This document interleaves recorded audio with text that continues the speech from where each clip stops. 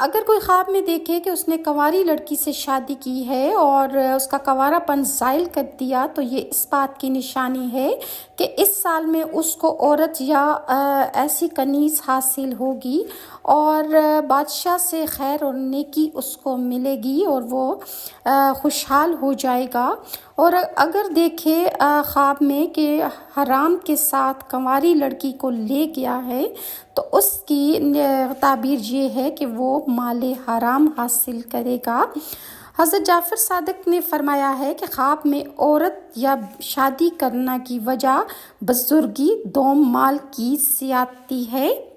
حضرت ابن سیرین فرماتے ہیں کہ اگر کوئی شخص خواب میں دیکھے کہ اس کی عورتوں جیسی شرمگاہ ہو گئی ہے، تو اس کی تعبیر ہے کہ وہ ذلیل اور عاجز ہوگا۔ اور اگر کوئی خواب میں دیکھے کہ